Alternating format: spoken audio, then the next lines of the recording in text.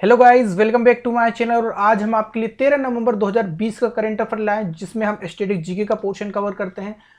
पुराने current affairs को यहाँ डिस्कस करते हैं। डेली सुबह 4 बजे आपकी क्लास होती है, तो 4 बजे सुबह आपको यहाँ पर ज्वाइन हो जाना है। उसके लिए हमारे चैनल को आप सब्सक्राइब कर लीजिए, बेल आइकन को क्लिक कर लीजिए ताकि आपको नोटिफिकेशन इसका मिल सके। ठीक है, इसके अलावा कुछ और इन्फॉर्मेशन आपके लेकर आए। प्रीमियम ऑनलाइन कोर्सेज हमारे स्टार्ट हो चुके हैं, तो आप history, polity, geography, economy, NCERT, science based current affair यहाँ पर सिर्फ 500 रुपए के कोर्स में ये सारा आपको सब्जेक्ट आपको कराया जा रहा है। तो उसके लिए आपको नीचे डिस्क्रिप्शन बॉक्स में लिंक मिल जाएगा, तो उस लिंक पर जाके सीधे हमसे कॉन्टेक्ट कर सकते हैं। ठीक है, टेलीग्राम का लिंक है वो। तो स्टार्ट करते हैं इस वीडियो को।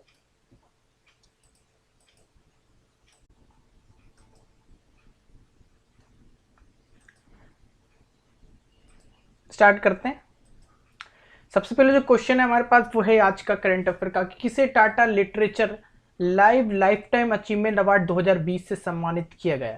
ठीक है, तो ये जो लाइफ टाइम अचीवमेंट अवार्ड 2020 से सम्मानित किया गया है उनका नाम है रस्किन बॉन्ड। देखिए, रस्किन बॉन्ड बहुत ही इंपॉर्टेंट लेखक हैं। ठीक है, इनकी बुक्स कई बार आपसे एग्जाम में पूछी जाती है। ठीक है, तो आपको इनके बारे में याद रखना है।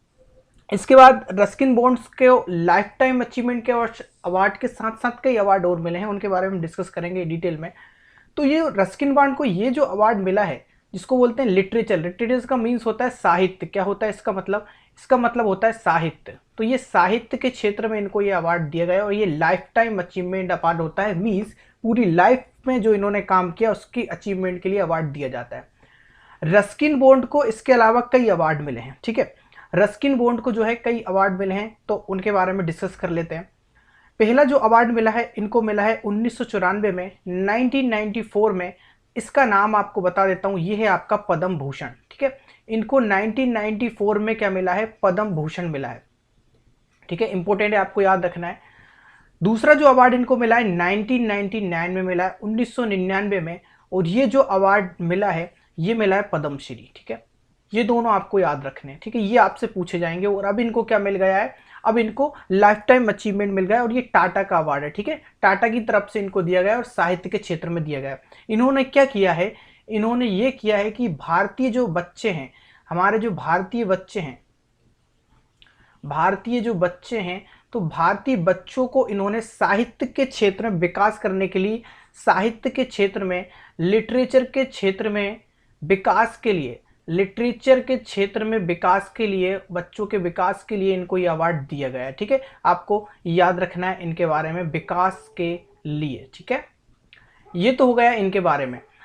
अब रस्किन बॉन्ड से और क्वेश्चंस आपके पूछे जाते हैं, उनके बारे में डिस्कस कर लेते हैं। देखिए, ये है रस्किन बॉन्ड और रस्किन बॉन्ड की बुक्स आपसे पूछी जाती है। मैं आपको ये टॉप 5 बुक बता रहा हूं, इन्हीं में से आपका क्वेश्चन बनेगा। आज के बाद रस्किन बॉन्ड का आपको पढ़ने की जरूरत नहीं पड़ेगी।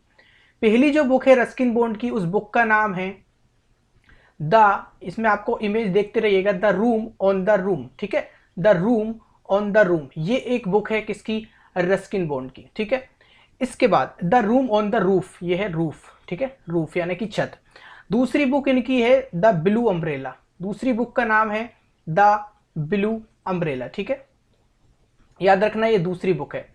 इसके बाद जो बुक है इनकी तीसरी बुक जो है, third book, the flight of pigeons. क्या बोलते हैं? The flight of pigeons. ठीक है, कबूतर किस तरीके से उड़ते हैं उसके बारे में इन्होंने बताया है। ठीक है, इसके बारे में फोर्थ जो बुक है इनकी इंपॉर्टेंट, वो है rusty the boy from the hills. ठीक है, ये आपको याद रखना है, बॉय फ्रॉम हिल्स। ठीक है, इसके बाद फिफ्थ जो बुक है, फिफ्थ बुक आपको याद रखना है, द हैंडफुल ऑफ नट्स। ये 5 बुक कई बार एग्जाम में पूछी जाती है। जिस तरीके से मैंने बताई है उस तरीके से इंपॉर्टेंट है। सबसे इंपॉर्टेंट बुक है इनकी the room on the roof, ये सबसे ज्यादा इंपॉर्टेंट है।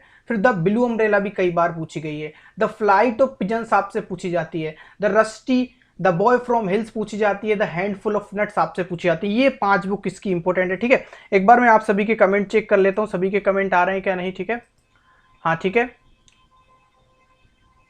सभी को दिख रहा है ना? हाँ, एक बार डन लिख देना सभी। अब इसके बाद चलते हैं नेक्स्ट क्वेश्चन जो है हमारे पास, वो ये है कि किस देश ने विश्व का पहला 6G एक्सपेरिमेंटल सैटेलाइट लॉन्च किया? क्या एक्सपेरिमेंटल सैटेलाइट लॉन्च किया है। बहुत इंपॉर्टेंट है, आपको याद रखना है, 6G की हम बात कर रहे हैं। तो ये जो लॉन्च किया है वो किया है आपका चाइना ने। किसने? चाइना ने। 6G एक्सपेरिमेंटल सैटेलाइट है ये, इंपॉर्टेंट है। अब 6G में हमने 5G आपने पढ़ा होगा, 6G के बारे में अब जो है चाइना जो है आगे बढ़ रहा है। अब ये जो आगे बढ़ रहा है इसने हेल्प ली है किसकी? अर्जेंटीना की। यहाँ रोल आता है एक जो कंट्री है अर्जेंटीना। अर्जेंटीना ने जो है इसकी हेल्प की है, ठीक है, आपको याद रखना है। ये अर्जेंटीना ने क्या किया है? अर्जेंटीना ने, यहाँ आपको याद रखना है, इनकी एक सैटेलाइट कंपनी है। अर्जेंटीना की एक सैटेलाइट कंपनी है जिसका नाम है अर्जेंटीना की सैटेलाइट कंपनी। अब इसका नाम लिखता हूं, बहुत ज्यादा इंपॉर्टेंट है, इसका नाम सेटेलॉजिक। क्या बोला जाता है? सेटेलॉजिक। तो ये जो सेटेलॉजिक कंपनी है, इस सेटेलॉजिक सैटेलाइट कंपनी है, इसने इसकी हेल्प की है और इस सैटेलाइट को विकसित किया है। कौन सी सैटेलाइट को? 6G एक्सपेरिमेंटल सैटेलाइट को। अब इसको हेल्प किया है और चाइना ने क्या किया है? यहाँ पर चाइना ने यहाँ पर आपके जो स्पेस है उसमें 3 सैटेलाइट भेजी हैं। 3 सैटेलाइट भेजी हैं, यहाँ लिख दे रहा हूँ, 3 सैटेलाइट भेजी हैं, ठीक है। ये 6G एक्सपेरिमेंटल सैटेलाइट्स हैं, 3 सैटेलाइट्स भेजी हैं और इसके साथ 10 और सैटेलाइट भेजी हैं जो कॉमर्शियल हैं। 10 कौन सी हैं? ये कॉमर्शियल हैं, कॉमर्शियल सेंसिंग सैटेलाइट है, ठीक है। ये सेंस करेंगी, सेंसिंग सैटेलाइट है। तो ये टोटल मिला के इन्होंने 13 सैटेलाइट यहाँ पर भेजी है, ठीक है। अब ये तो हो गई इसकी बात। अब इसके बाद क्या हुआ है कि 6G एक्सपेरिमेंट सैटेलाइट में ये होगा कि अगर ये आ जाता है, अगर ये सफल हो जाता है तो ये जो 6G की स्पीड होगी, ठीक है, 5G आ चुका है, ये जो 6G की स्पीड होगी वो आपकी यहाँ पर 100 टाइम्स ज़्यादा होगी, 100 टाइम्स ज़्यादा होगी 5G की यूनिट से, ठीक है। 5G की जो स्पीड है उससे 100 टाइम्स, 100 गुना ज़्यादा 6G की स्पीड होगी। तो चाइना यहाँ पर सबसे आगे है इस एक्सपेरिमेंटल सैटेलाइट में जिसने इन्होंने लॉन्च किया है। अब दूसरी चीज़ यहाँ पर एक क्वेश्चन, बहुत इंपॉर्टेंट क्वेश्चन यहाँ पर निकल कर आता है, वो ये आता है कि इंटरनेट स्पीड में रैंकिंग जारी होती है। क्या होती है? इंटरनेट स्पीड में एक रैंकिंग जारी होती है। मैं सारा चीज़ आपको बताऊंगा, ठीक है, ध्यान से सुनिएगा। इस इंटरनेट स्पीड में रैंकिंग जारी होती है, तो उस रैंकिंग में नंबर 1 पता है कौन है? नंबर 1 जो पोजीशन है वो है सिंगापुर की। किसकी है? सिंगापुर की। अच्छा, दूसरे पे कौन है? तो दूसरे पे आपको याद रखना है, दूसरे पे नहीं, आप दूसरे पे नहीं, 131 याद रखें। 131 पे आपका इंडिया है। अब दूसरे की जरूरत नहीं, बस आप 2 चीज याद रखें। आपको याद रखना है सिंगापुर, सिंगापुर आपका नंबर 1 है इंटरनेट स्पीड रैंकिंग में। सबसे ज़्यादा इंटरनेट स्पीड कहाँ की है ये आपसे इस रैंकिंग में होता है, तो सिंगापुर की सबसे ज़्यादा स्पीड है। और इंडिया आपका 131 पे है। अब आपको एक और चीज़ बता दूं, यहाँ पे टोटल जो कंट्री है वो 138 है, टोटल जो कंट्री है वो 138 है। तो आप देखिए इंडिया कितना पीछे है। अब सिंगापुर की स्पीड आप बता सकते हैं, सिंगापुर की स्पीड कितनी होगी? किसी को अंदाजा है? देखिए इंडिया की स्पीड, हाईएस्ट स्पीड 100 Mbps यहाँ से ज़्यादा जाती है, लेकिन सिंगापुर की सबसे ज़्यादा स्पीड है। आपको याद रखना है इसके बारे में। अब देखिए ये तो मैंने आपको सारी चीज़ें बता दी, यहाँ तक आपसे कोई भी इसके बाहर आपसे क्वेश्चन नहीं जाएगा। ये आपको याद रखना है 6G एक्सपेरिमेंटल सैटेलाइट जो है वो चाइना ने लॉन्च की है। किसकी हेल्प ली है? अर्जेंटीना की, ठीक है, याद रखना है आपको।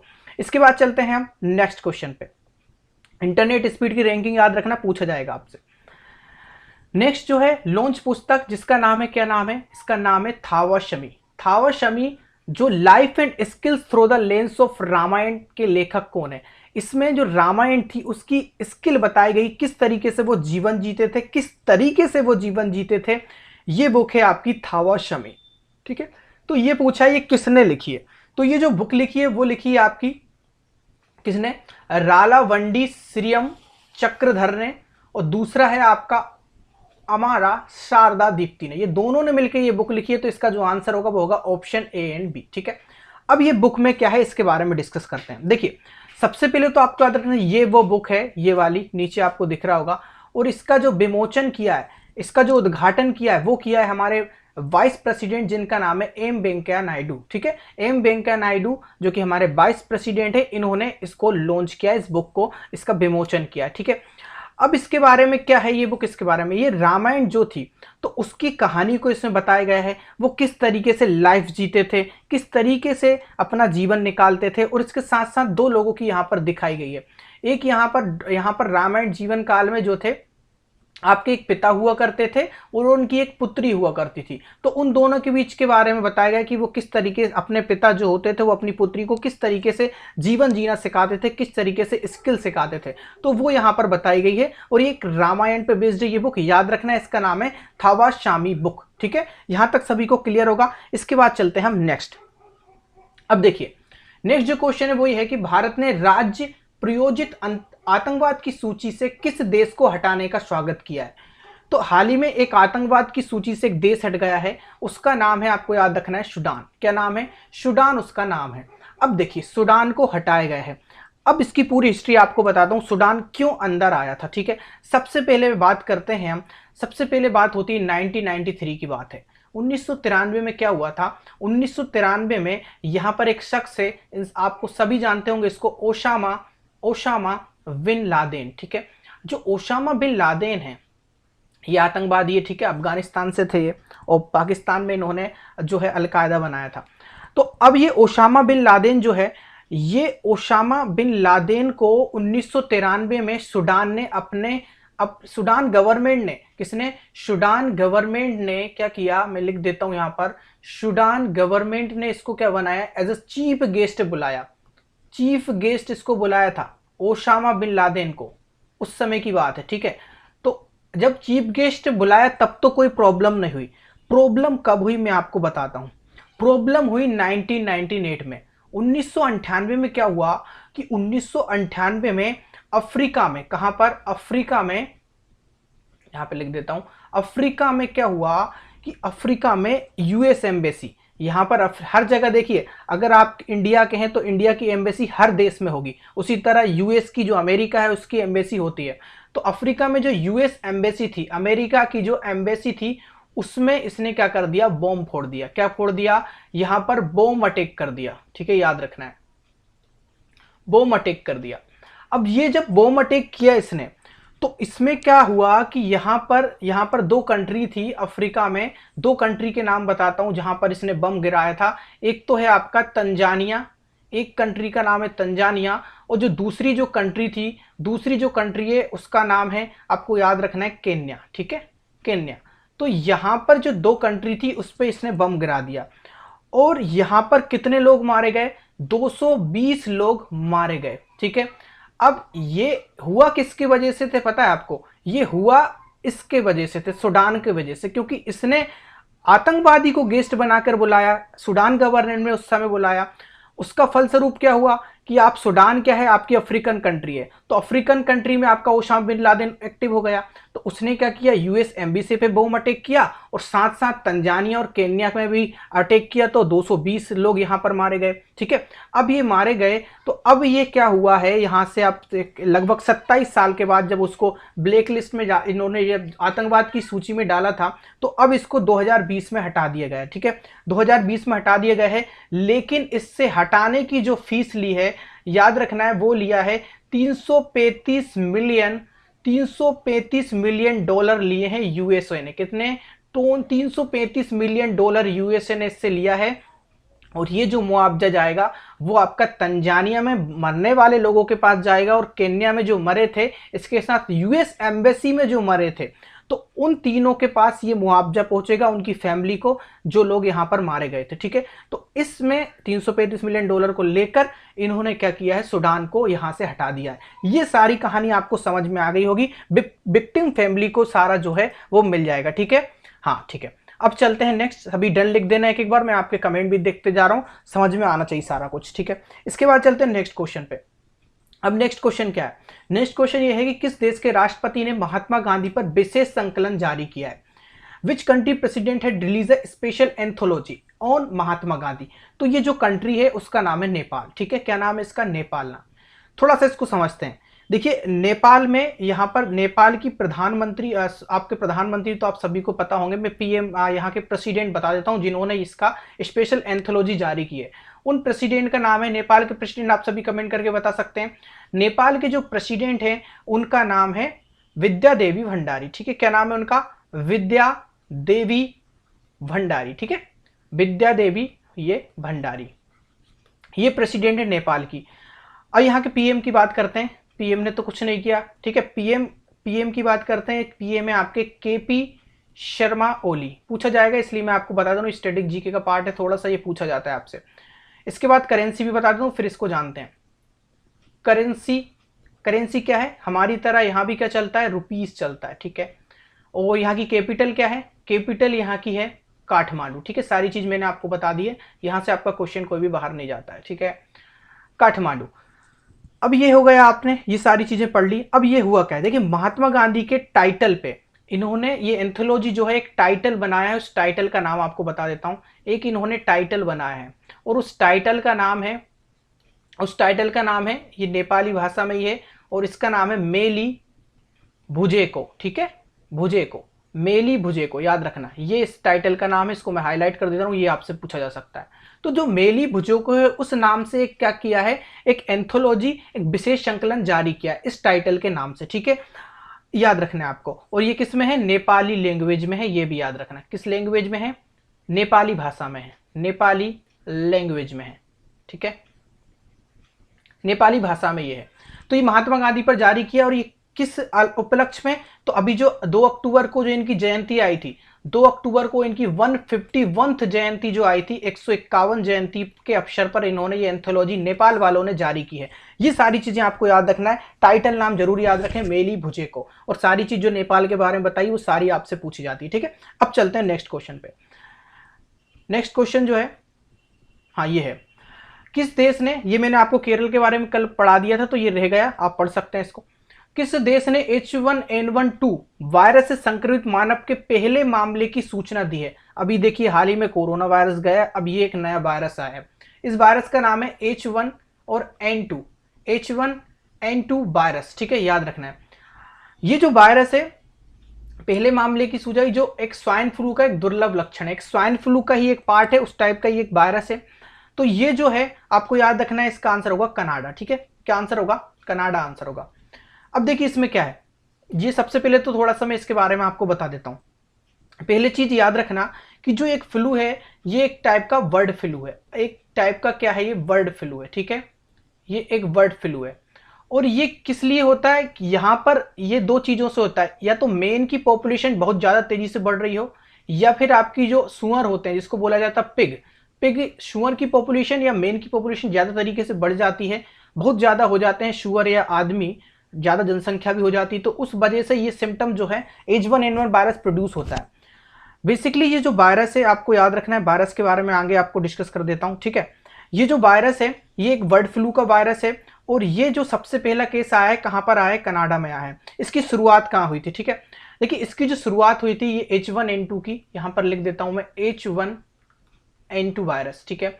H1N2 वायरस सबसे पहले आपका आया था चाइना में, देख लीजिए सबसे पहले जो आया था ये आया था फर्स्टली चाइना में आया था, ठीक है। अब ये चाइना में कब आया था, चाइना में आया था 1988 में, 1988 में चाइना में सबसे पहले इसको देखा गया था। और यहाँ पर 6 सिटीज में, चाइना की 6 सिटीज में, 6 शहर में यहाँ पर कितने लोग मर गए, 19 लोग मारे गए इससे, ठीक है। पहले आया, सबसे पहले कहां पर आया, चाइना में आया H1N2 वायरस, ठीक है, आपको याद रखना है। और यहां पर कितने लोग मर गए, 19 लोग मर गए, 6 शहरों में आया चाइना के। इसके बाद लेकिन किसी ने ध्यान नहीं दिया, जैसा कि आप देख सकते हैं कोरोना वायरस में भी चाइना में आया लेकिन किसी ने ध्यान नहीं दिया।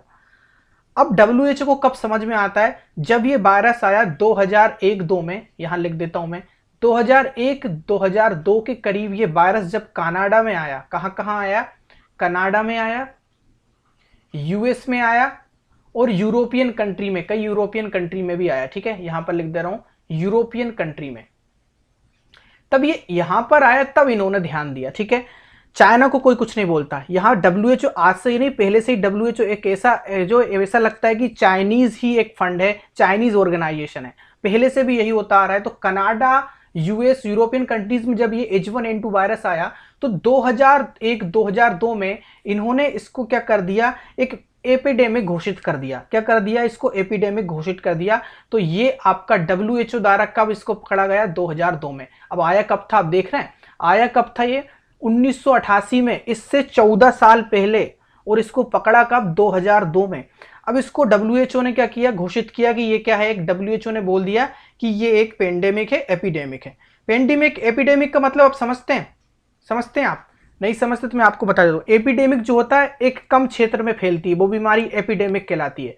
और एक बड़े से शहर में अगर जैसे पूरी कंट्री इससे प्रभावित हो जाए, पूरी कंट्री एक प्रभावित हो जाए, जैसे कि आपका पूरा मैं बता दूं एक एशिया है, तो एशिया की सारी कंट्री आपकी उससे प्रभावित हो गई तो उसको पेंडेमिक बोला जाएगा। आपका वर्ल्ड है, वर्ल्ड के सारे कंटिनेंट से प्रभावित हो गए तो बोला जाएगा पेंडेमिक। पेंडेमिक आपका बड़े स्तर पे होता है। एपिडेमिक यानी कि अगर आपका पूरे वर्ल्ड है, वर्ल्ड में से एक महाद्वीप में हो जाता है तो वो एपिडेमिक कहलाता है। कुछ महाद्वीप में से कुछ कंट्री में हो जाता है तो उसको एपिडेमिक बोलते हैं। ये पेंडेमिक और एपिडेमिक में डिफरेंस है, आपको याद रखना है। मैंने क्लास ली है इस पे, ऑफलाइन क्लास है, शायद किसी ने देखी होगी, आशीष वगैरह ने देखी होगी वो क्लास, तो मैंने उसमें सारा कुछ डिटेल में डिस्कस किया है, कोरोना वायरस के बारे में बताया। अभी WHO ने एपिडेमिक इसको घोषित कर दिया 19 लोग। और ये आपको याद रखना है, यहां पर कुछ कंट्री से, इसमें एक और कंट्री आपका जोड़ देता हूं, इजराइल में भी आया हुआ था, ठीक है, इजराइल में भी। हाँ, अब ये तो हो गया इसके बारे में, H1N2 वायरस के बारे में।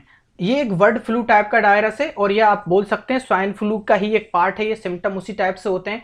थोड़ा सा कनाडा के बारे में आपको बता देता हूं। कनाडा की याद रखना, करेंसी आपसे पूछी जाएगी, ठीक है। तो कनाडा की करेंसी देखिए, अब जो न्यूज में है वो आपसे पूछा जाता है, जो न्यूज में है वहीं से करेंसी आपसे पूछी जाती है। तो कनाडा की जो करेंसी है वो है डॉलर, ठीक है। कैपिटल क्या है कनाडा की, तो कैपिटल आप याद रखना ये आपकी ओटावा है। क्या है, ओटावा, ठीक है। ओटावा यहाँ की क्या है, कैपिटल है। अब चलते हैं नेक्स्ट क्वेश्चन पे, ठीक है। सारा कुछ आपको समझ में आ गया होगा। अब नेक्स्ट जो क्वेश्चन है वो है कि निम्न में से किस देश के खोजकर्ताओं ने हाल ही में ग्रेट बैरियर रीफ में 500 मीटर लंबी प्रवाल भित्ति की खोज की है। अभी प्रवाल भित्ति क्या है, ग्रेट बैरियर रीफ क्या है, सारा कुछ जानेंगे अगले 2 मिनट के अंदर। 500 मीटर सबसे पहले तो मिल गई है, और ये सबसे लंबी है दुनिया की, ठीक है, दुनिया की सबसे लंबी है। ये है आपकी, आप यहां देख रहे हैं, इस इमेज में देखिए, यहां पर जो आपको दिख रही है ये जो हाइट है ना, ये 500 मीटर की हाइट है, 500 मीटर की हाइट है। अब ये ग्रेट बैरियर रीफ क्या होता है इसको समझते हैं। आप बार बार इसको पढ़ते हैं लेकिन आप ये नहीं समझते कि ये होता क्या है, ठीक है। अब रिसर्चर्स ने इसकी खोज की है, तो पहले से मैं आपको बता दूं किसने इसकी खोज की है। तो सबसे पहले यहां पर नाम आता है, उनका नाम है समिट ओशियन इंस्टीट्यूट। किसने खोज की है, रिसर्चर कौन है इसके, समिट ओशियन इंस्टीट्यूट, ठीक है, समिट ओशियन इंस्टीट्यूट। ये इंस्टीट्यूट है, इसने, इसके साइंटिस्ट ने इसकी खोज की है कि ये आपको 500 मीटर की क्या मिल गई प्रवाल भित्ति। अब ये कहां मिली है पहले तो ये बता दें, इसका आंसर क्या है। तो ये मिली है आपको ऑस्ट्रेलिया में। कहां पर मिली है, ऑस्ट्रेलिया में। और इससे पहले भी अगर आपको का क्वेश्चन बनता है कि सबसे बड़ा ग्रेट बैरियर रीफ कहां है, तो वो भी ऑस्ट्रेलिया में ही है। उसके बारे में भी आगे डिस्कस करेंगे, ठीक है। अब ये हमको रीफ मिली है, ग्रेट बैरियर रीफ मिली है, जिसकी ऊंचाई जो है वो 500 मीटर है। अब इसके बारे में जानते हैं ये है क्या। देखिए, what is the great barrier reef, ये आज हमारा थोड़ा सा टॉपिक रहेगा, इसको हम डिस्कस करेंगे। तो ग्रेट बैरियर रीफ होता क्या है, तो आप याद रखना, जो आप समुद्र के नीचे, आपको इमेज में पीछे दिख रहा होगा, ये समुद्र के नीचे का जो पार्ट होता है, जहां पर जैसे कि आपकी मछलियां होती हैं, फिशेस होती हैं, जहां पे कछुए होते हैं, जहां पे स्टारफिश होती हैं, अलग अलग प्रजाति की मछलियां होती हैं, तो वो जो एरिया होता है उसको हम बोलते हैं ग्रेट बैरियर रीफ, ठीक है। इतना क्लियर है। अब इसमें क्या होता है मैं आपको बताता हूं। ये ग्रेट बैरियर रीफ में करीबन से आपके जो ऑस्ट्रेलिया में है उसमें 2900 यानी कि 2900 के करीब रीफ्स हैं।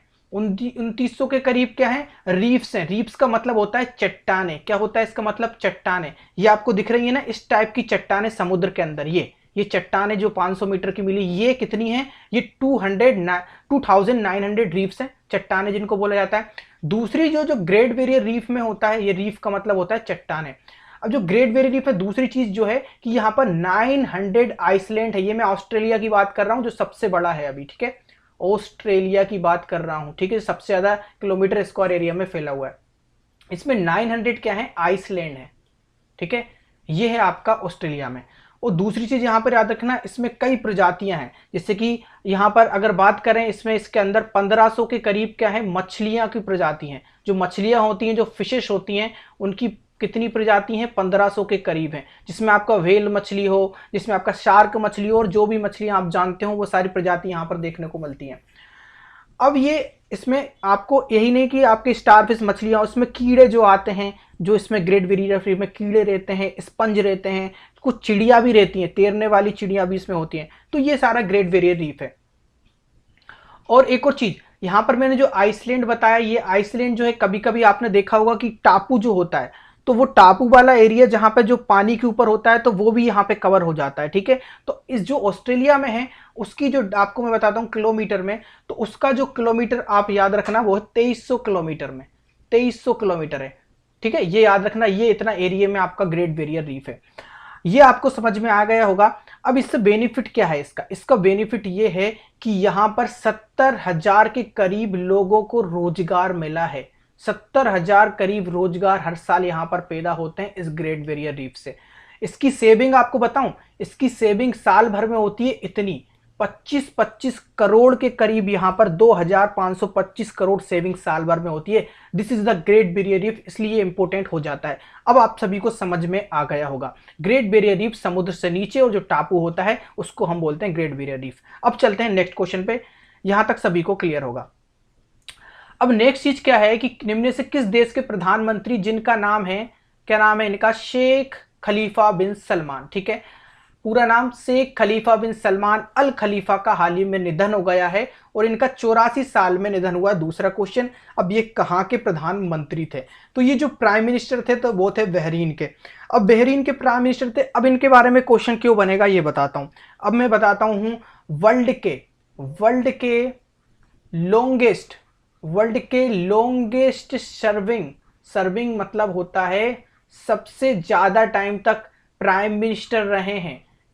कितने कब तक रहे इसके बारे में आपको बताता हूं। 19 जनवरी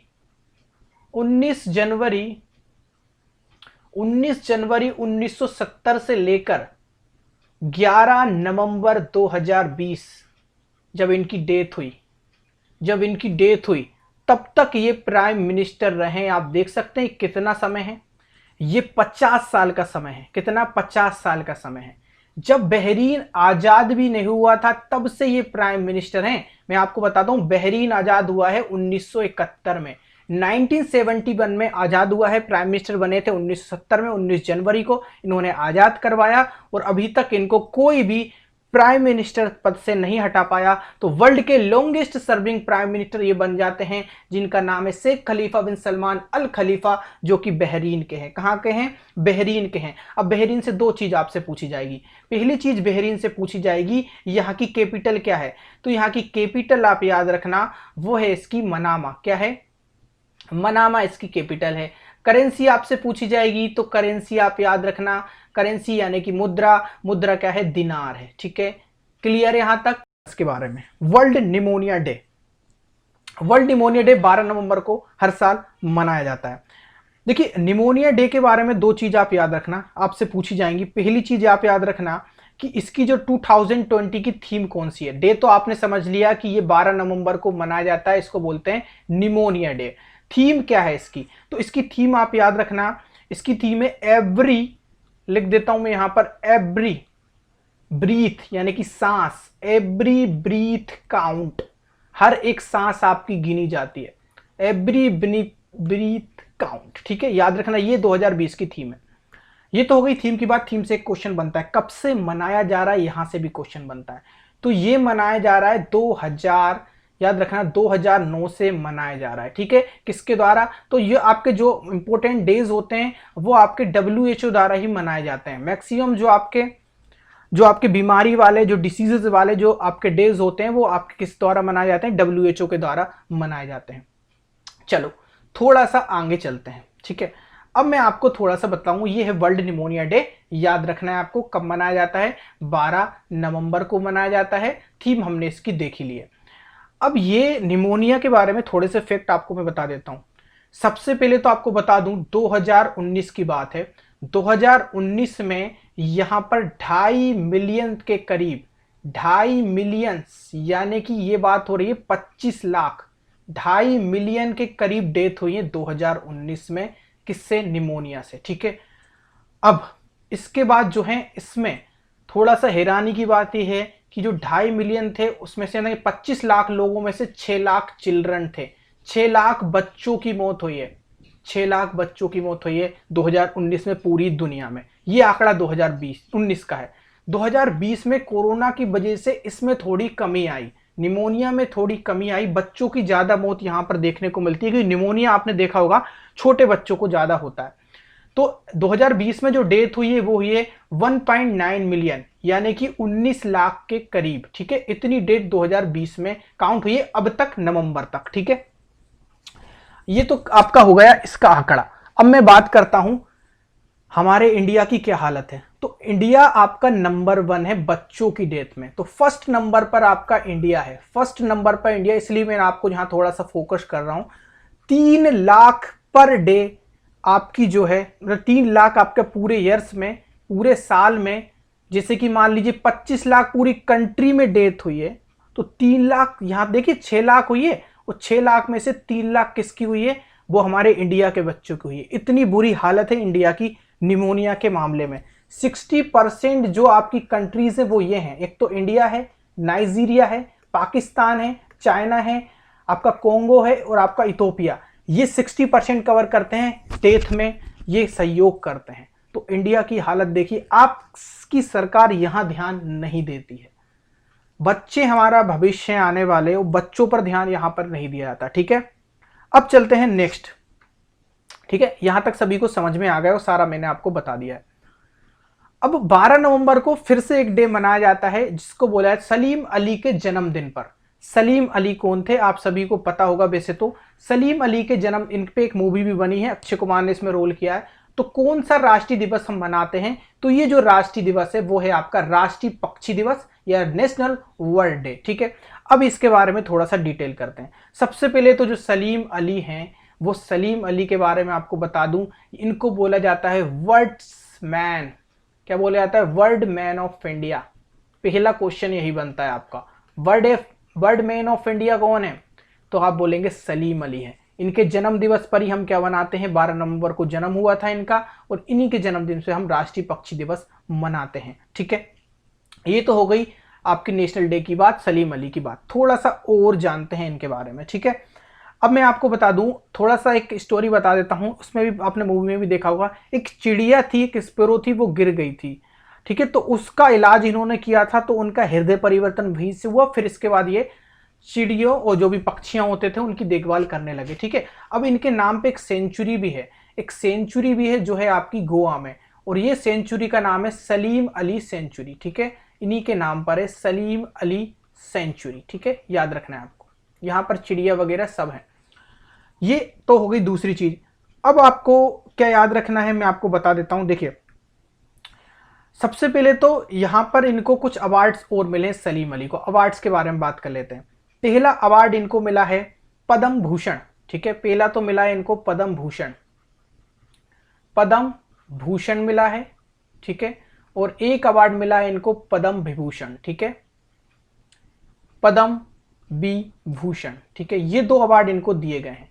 अब जो पद्म भूषण है, वो जो अवार्ड इनको मिला है वो 1958 में मिला है, और ये जो आपका पद्म विभूषण मिला है वो मिला है 1976 में। एक और अवार्ड, इंटरनेशनल अवार्ड मिला है जिसका बोला जाता है जे पॉल गेटी अवार्ड, जे पॉल गेटी अवार्ड। ये जो अवार्ड मिला है इनको 1975 में मिला है। तो ये तीनों चीज आपको याद होना चाहिए सलीम अली के बारे में। इंपोर्टेंट है, पद्म भूषण 1958, 1976 में, 1976 में पद्म विभूषण, जे पॉल गेटी अवार्ड 1975 में इनको दिया गया। ठीक है, ये सलीम अली की बात है। अब इनकी एक बुक आपसे बार बार पूछी जाती है, याद रखना इस बुक का नाम है, इनकी बुक है important, the book of Indian birds. हमारी भारतीय चिड़ियों के ऊपर ये क्या लिखी है इन्होंने, बुक लिखी है। अगर और भी आपसे पूछी जाए तो आप याद रखना सलीम अली ने सिर्फ वर्ड्स पर ही सारी बुक लिखी है। तो टाइटल वर्ड्स देखे तो सलीम अली लगा कर आ जाना, ये बुक जरूर याद रखना, ये पूछी गई है इसलिए मैंने आपको बता दिया। ठीक है, ये तो हो गया सलीम अली के बाद। अब सलीम अली से एक और चीज आपको बता दूं, इनका पूरा नाम अगर आपसे कभी पूछ ले तो आप याद रखना सलीम मोइजुद्दीन अब्दुल अली। ठीक है, याद रखना इनका पूरा नाम ये है।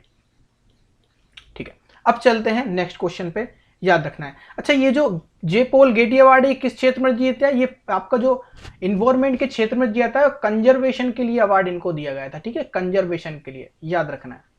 अब चलते हैं आगे। यूपी सरकार ने युवाओं को नौकरी के लिए सेवा योजना के समय को अभियान का रूप देते हुए जल्द ही किस मिशन की शुरुआत करने की घोषणा की है? तो हाल ही में यूपी सरकार, यूपी यानी कि योगी आदित्यनाथ की सरकार है, तो इन्होंने क्या किया है, रोजगार देने के लिए युवाओं को मिशन, यहां पर आप हिंदी में देखिएगा, इसका नाम है मिशन रोजगार, ठीक है, याद रखना है आपको। तो मिशन रोजगार इन्होंने क्या किया है, ये इस नाम का अभियान इन्होंने चलाया, जिससे कितने लोगों को ये नौकरी देंगे, तो ये जो नौकरी देंगे वो देंगे 50 लाख से ज्यादा युवाओं को, 50 लाख प्लस युवाओं को यहां पर क्या मिलेगा, नौकरी मिलेगी, ठीक है। ये हो गया आपका यूपी सरकार के बारे में और मिशन रोजगार के बारे में, ठीक है। इसके अलावा कुछ और हम इसके बारे में पढ़ लेते हैं, जैसे कि यूपी सरकार ने मेजर ध्यानचंद विजय पथ योजना चलाई थी। विजय पथ मतलब होता है रोड, विजय पथ मतलब होता है रोड, पथ मतलब होता है रोड। तो जो भी रिटायर्ड खिलाड़ी हैं, जो भी रिटायर्ड खिलाड़ी हुए हैं, जैसे कि मेजर ध्यानचंद हैं, जैसे कि मोहम्मद कैफ हैं, जैसे कि मोहम्मद कैफ और भी क्रिकेटर जो रिटायर हुए हैं, उनके घरों तक पक्की सड़क होना चाहिए, वो है आपकी मेजर ध्यानचंद विजय पथ योजना। और ये आपका खेल दिवस पर इसको लागू किया गया था, ठीक है, खेल दिवस। अब जरा कमेंट बॉक्स में कमेंट करके बता दो, ये सिंपल सी चीज है, खेल दिवस कब मनाया जाता है। इसके बाद रोजगार के लिए एक और योजना थी, नवीन रोजगार छतरी योजना। इसके बाद और क्या निकाला, तो बाल श्रमिक विद्या योजना, बाल श्रमिकों के लिए, युवा उद्यमिता विकास योजना, ठीक है, युवा उद्यमिता ये भी रोजगार से संबंधित है, युवा। इसके बाद यूपी इंटरनेशनल एयरपोर्ट का स्टेटस कुशीनगर एयरपोर्ट किया गया, याद रखना है आपको, यूपी इंटरनेशनल एयरपोर्ट स्टेटस आपका क्या बन गया, कुशीनगर एयरपोर्ट जो है वो इंटरनेशनल एयरपोर्ट बन गया। Purvanchal express Ghazipur Lucknow 340 kilometre, Purvanchal express बना, ठीक है, इसका बोल गाजीपुर लखनऊ से डिस्टेंस कितनी है इसकी, 340 किलोमीटर है। मिशन वृक्षारोपण 25 करोड़ प्लांटिंग, स्पेलिंग हुई है 25 करोड़, मिशन वृक्षारोपण 2020 में 25 करोड़ पौधे लगाए गए। प्रवासी राहत मित्र ऐप बहुत इंपॉर्टेंट है, प्रवासी राहत मित्र ऐप उत्तर प्रदेश से संबंधित है। आयुष कवच ऐप आपकी उत्तर प्रदेश से है, हर्बल रोड्स आपकी उत्तर प्रदेश से है, ठीक है। इसके बाद चलते हैं हम नेक्स्ट, ये सारी चीज उत्तर प्रदेश के बारे में आपको याद रखना है। अब केंद्र सरकार ने नए निर्णय अंतर्गत ऑनलाइन न्यूज पोर्टल अब किस मंत्रालय के अधीन होगा, ये आपको बताना है। तो क्या हुआ है, अभी न्यूज पोर्टल जो आप जैसे कि मैं आपको करेंट अफेयर पढ़ा रहा हूं, मैं आपको कोई न्यूज बता रहा हूं, तो ये सब जो न्यूज वाला सिस्टम होगा अब वो किस मंत्रालय के अधीन होगा, ये आपसे पूछा गया है। तो ये होगा सूचना मंत्रालय के, किसके, मिनिस्ट्री ऑफ इंफॉर्मेशन के अंतर्गत ये आएगा। पूरा ministry of information and broadcasting होता है, क्या होता है, ब्रॉडकास्टिंग, ये इसकी पूरी मिनिस्ट्री का फुल फॉर्म है, ठीक है। प्रशासन, सूचना मंत्रालय प्रशासन, ठीक है। अब ब्रॉडकास्टिंग का तो ये हो गया, न्यूज पोर्टल सारे किसके अंतर्गत आएंगे, मिनिस्ट्री ऑफ इंफॉर्मेशन के अंतर्गत आएंगे। अभी तो ये तो मिनिस्ट्री ऑफ ब्रॉडकास्टिंग, इनके हम मंत्रियों के बारे में जान लेते हैं। पहली चीजें तो आपको याद रखना है, ये आपके दो ऑप्शन दिए हैं, ministry of women health and child development, यानी कि महिला स्वास्थ्य मंत्रालय, बाल विकास मंत्रालय। तो ये कौन है, स्मृति ईरानी है, कौन है, स्मृति ईरानी इसकी क्या है, इसकी मिनिस्टर है, ठीक है, इनके पास ये डिपार्टमेंट। सूचना मंत्रालय और ब्रॉडकास्टिंग जो है, इंफॉर्मेशन ब्रॉडकास्टिंग सूचना मंत्रालय जो है वो प्रकाश जावड़ेकर के पास है, किसके पास है, प्रकाश जावड़ेकर के पास है। एक ऑप्शन और दिया है खेल मंत्रालय, तो खेल मंत्रालय किसके पास है, किरण रिजिजू के पास है, ठीक है। ये चीजें आपको याद होनी चाहिए, सिंपल सी चीजें हैं। किरण रिजिजू सारे मिनिस्टर से भी एक क्वेश्चन बनता है, तो मिनिस्टर सारे आपको पता होना चाहिए। तो अब याद रखना, जो भी आप न्यूज एजेंसीज होंगी, जो भी न्यूज पोर्टल्स होंगे, वो आप किसके अंतर्गत आएंगे, ministry of information and broadcasting, यानी कि सूचना मंत्रालय के अंतर्गत ये आएंगे। इसके बाद चलते हैं नेक्स्ट एक पुस्तक आई है, बहुत इंपॉर्टेंट पुस्तक है, बहुत ही प्यारी पुस्तक भी है और जिनको लिखने वाला भी बहुत प्यारा है। तो लॉन्च पुस्तक हैप्पीनेस ऑल अराउंड पुस्तक की लेखिका कौन है, तो इसकी जो लेखिका है आपको याद रखना है, इनका नाम है अभिजीत गुप्ता। क्या नाम है, अभिजीत गुप्ता। तो ये बुक आई है, ये हैं आपकी अभिजीत गुप्ता। कौन है, ये आपकी अभिजीत गुप्ता है। अब इनकी उम्र सिर्फ 7 वर्ष है।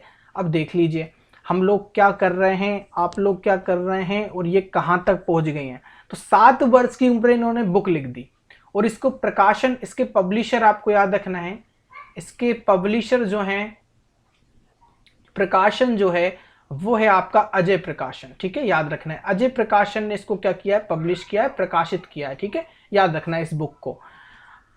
अब इस बुक के बारे में थोड़ा सा मैं आपको बताऊं, 7 साल की उम्र है, ये है आपकी अभिजीता गुप्ता। अभिजीता गुप्ता ने ये वाली बुक लिखी है, ये दिख रही है आपको, ये बुक लिखी है अभिजीता गुप्ता ने, the collection of the stories and poem. Stories भी हैं, पोयम्स भी हैं इसमें। और एक चीज बताऊं, इसमें जो चित्र बनाए हैं ना, वो इन्होंने खुद ने ही बनाए हैं। जो इन्होंने पेंटिंग की है, इसमें जितने भी चित्र ये आपको ऊपर दिख रहा है ना, ये भी इन्होंने बनाया है। तो ये पेंटिंग और चित्र जो बनाए हैं वो खुद के हैं, पेंटिंग्स आउन, ठीक है, अभिजीता गुप्ता की ही हैं। तो अब इसके बाद क्या होता है कि इसमें सबसे पहले याद रखना है, इसमें 10 कविताएं हैं, 10 पोयम्स हैं। और दूसरी चीज इसमें याद रखना है, इसमें 4 कहानियां हैं, 4 क्या हैं, स्टोरीज हैं, ठीक है, ये आपको याद रखना है। अब चलते हैं नेक्स्ट क्वेश्चन पर। यहां तक सभी को समझ में आ गया। हैप्पीनेस ऑल अराउंड, अभिजीता गुप्ता, जो कि सिर्फ 7 साल की बच्ची हैं।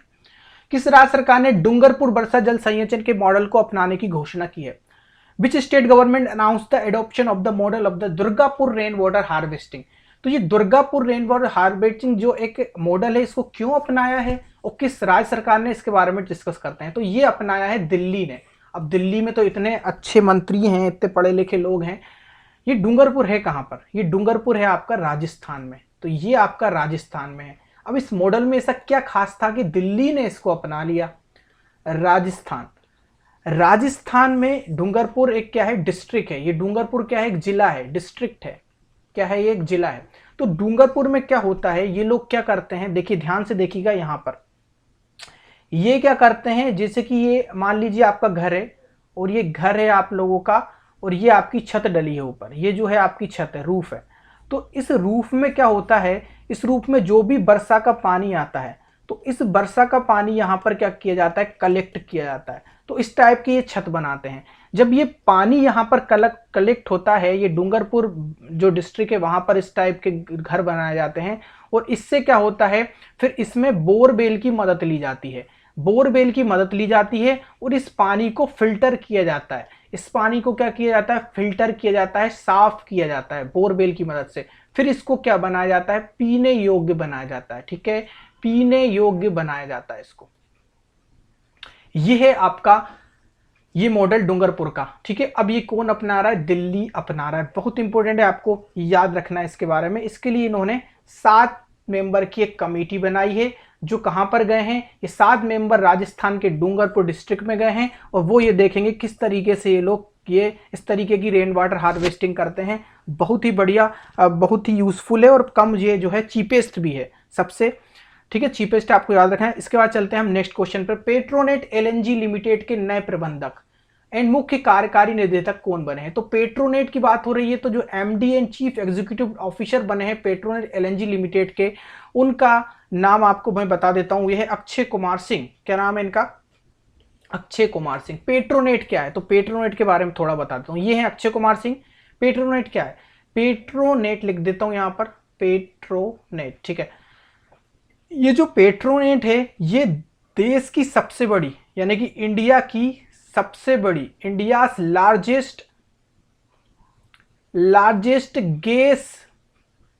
लार्जेस्ट गैस इंपोर्ट, कौन सी इंपोर्ट कंपनी है,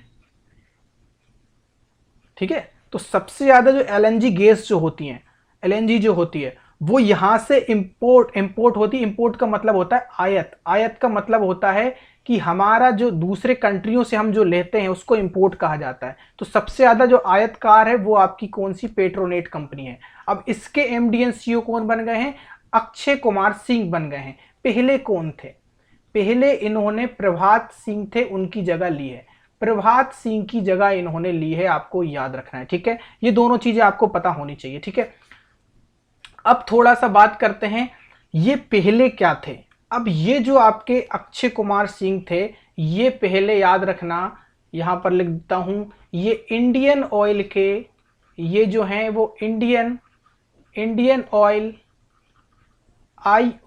इंडियन ऑयल, ठीक है, Indian IOCL, Indian oil corporation, ठीक है, कॉर्पोरेशन लिमिटेड, IOCL के बारे में सुना होगा आपने। ये उसके पहले सीईओ थे, IOCL के सीईओ थे, ठीक है। अब ये IOCL कौन सी है, इंडियन ऑयल कॉर्पोरेशन लिमिटेड। तो ये इंडिया की, याद रखना है, सबसे बड़ी लार्जेस्ट ऑयल कंपनी है, लार्जेस्ट ऑयल कंपनी है IOCL, याद रखना है आपको। ये इसके पहले CEO थे, अब ये चेंज होकर किसके बन गए हैं, पेट्रोनेट के बन गए हैं। ठीक है, ये चीजें आपको याद रखना है। अब एक और बात बता दूं, ये 5 वर्षों तक इनका कार्यकाल रहेगा। 5 वर्ष तक ये अब पेट्रोनेट के क्या रहेंगे, MD CEO रहेंगे। पहले IOCL के थे। IOCL इंपोर्टेंट है पेट्रोनेट से ज्यादा, तो IOCL के बारे में याद रखना। इसकी जो स्थापना हुई थी वो आपको मैं बता दूं, इसकी स्थापना हुई थी 1959 में। दूसरी चीज इसमें याद रखना, जो इसका हेडक्वार्टर है वो हेडक्वार्टर है इसका न्यू दिल्ली में। ठीक है, न्यू दिल्ली में। और इसके बाद इसकी तीसरी चीज याद रखना, इसके जो चेयरमैन है, यहां पर लिख देता हूं चेयरमैन, तो जो चेयरमैन है उनका नाम भी याद रखना। IOCL बहुत इंपॉर्टेंट कंपनी इसलिए आपको बता रहा हूं। इसके चेयरमैन है श्रीकांत माधव वेद्या। ठीक है, याद रखना है आपको। चलते हैं नेक्स्ट क्वेश्चन पे। नेक्स्ट क्वेश्चन है, RBI ने कितने भाषाओं में मल्टीमीडिया जन जागरूकता अभियान शुरुआत किया है, जिसका नाम है RBI कहता है। RBI कहता है, इसका क्या है, ये मल्टीमीडिया जन जागरूकता अभियान है, RBI ने इसको जारी किया है। तो ये कितनी भाषाओं में है, ये आपसे पूछा गया है।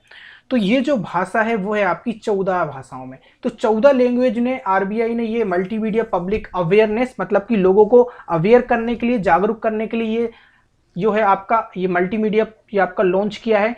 इसमें क्या है कि जानकार बनिए सतर्क रखिए, ये आपको इसकी वो दिख रही होगी टैगलाइन, जानकार बनिए सतर्क रहिए। यानी कि इन्हें ये कहा है RBI कहता है कि आप जो आप लेन देन करते हैं, जो सुरक्षित बैंकिंग होना चाहिए, आपकी जो लेन देन करते हैं, ट्रांजेक्शन जो करते हैं, वो एक दूसरे सुरक्षित होना चाहिए। तो उसको जागरूकता फैलाने के लिए इन्होंने ये पोर्टल लॉन्च किया है। याद रखना है आपको RBI के बारे में ये।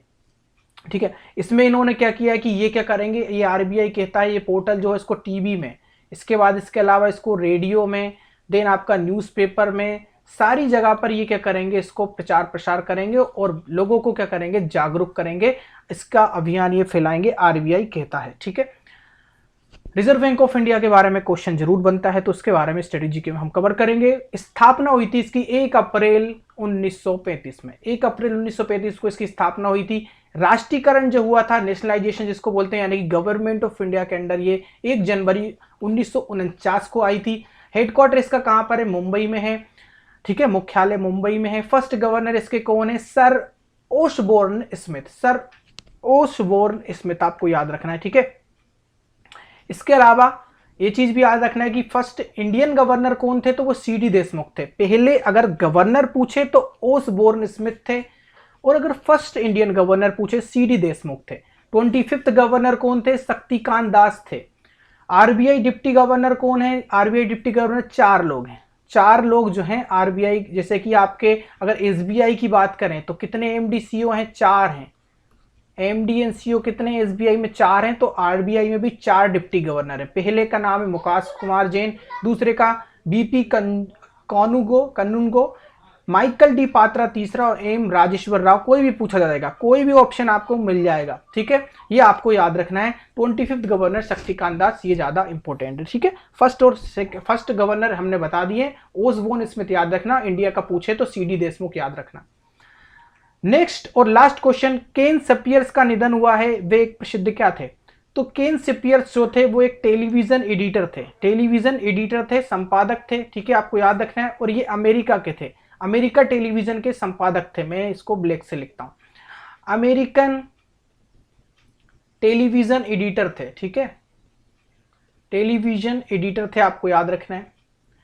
दूसरी चीज आपको याद रखना है, ये संपादक थे और इसके साथ साथ सह निर्माता भी थे। अब ये सह निर्माता किस चीज के थे, सह निर्माता का मतलब होता है ये आपके डायरेक्टर थे, को डायरेक्टर जिसको बोला जाता है, को डायरेक्टर थे। किस चीज के थे, आपने देखा होगा बचपन में स्कूबी डूबी डू देखा है। जो स्कूबी डूबी डू जो आता था, ये उस जो आपका जो टेलीविजन शो आता था उसके सह निर्माता थे, को डायरेक्टर थे। इनके साथ डायरेक्टर भी थे जिनका नाम था रूबी। ठीक है, वो इसके डायरेक्टर थे और ये इनके को डायरेक्टर थे। तो अमेरिकन टेलीविजन एडिटर जिनका नाम है केन स्पियर्स, इनका निधन हो गया है, आपको याद रखना है इनके बारे में। ठीक है, तो ये वीडियो आपका यहीं खत्म होता है। अब बताओ कि वीडियो कैसा लगा। और करेंट अफेयर ये होता है एक दिन का। अब आप क्या पढ़ते हैं बताइए, डेली डेली का करेंट अफेयर आप कहां से पढ़ते हैं और किस तरीके से पढ़ते हैं वो मुझे बताइए, फिर इस क्लास को हम बंद करते हैं। ठीक है, पूरा 1 घंटे का करेंट अफेयर है, आपको तो बोलने ही नहीं दिया मैंने, आपको तो बोलने ही नहीं दिया, तो भी 1 घंटा इसमें हो जाता है। ये होता है करेंट अफेयर। अब बताइए कल का कोई क्वेश्चन यहां पर दिखा, कल का कोई क्वेश्चन यहां पर दिखा, एक भी क्वेश्चन रिपीट हुआ नहीं हुआ। आपको जो पढ़ाया जा रहा है वो एजुकेशन सिस्टम ही अलग है। ये आपको बस इसलिए पढ़ा रहे हैं कि उनकी दुकान चलती रहे। ठीक है, हमको ऐसे पढ़ना है। हमको अगर अगर आगे जाना है, आगे बढ़ना है, किसी भी लेवल का आप चले जाना, किसी भी लेवल पे इससे ज्यादा चीजें बाहर नहीं जाएंगी। ठीक है, हाँ, तो ये सेशन हो गया आपका, 1 घंटे भी हमारे पूरे हो गए हैं। ठीक है, हाँ, तो थैंक यू, जय हिंद जय भारत। तो थोड़ा सी सपोर्ट भी कीजिए, शेयर तो नहीं कर रहा है इस वीडियो को, ठीक है, शेयर नहीं कर रहा है, बस आप बच्चों को बताइए कि इस तरीके से आपके दोस्त हों, ताकि उनका बेनिफिट भी हो सके, भाई बहन जो भी हो उनको लेकर आइए, उनसे बोलिए इस तरीके का कोर्स हो रहा है। ठीक है, हाँ, थैंक यू सभी को हमारे साथ जुड़ने के लिए। सभी थे ना आज? ठीक है, हाँ, थैंक यू, जय हिंद जय भारत। रात की क्लास थोड़े से लेट करेंगे, ये आपका 1 घंटे क्लास होगा, 10 बजे करेंगे, लेकिन करेंगे जरूर। ठीक है, क्लास तो कभी भी हो सकती है, प्राइवेट है, अपने घर की बात है, कभी भी करेंगे। 2 क्लास डेली करना ही है, किसी भी टाइम पे करना है। ठीक है, मुझे ऐसा लगता है ये 6 बजे का टाइम करेंट अफेयर के लिए अच्छा है, 5 या 6 बजे का टाइम। ठीक है, और बाकी हम ग्रुप में डिस्कस करेंगे। ठीक है, बंद करते हैं इसको।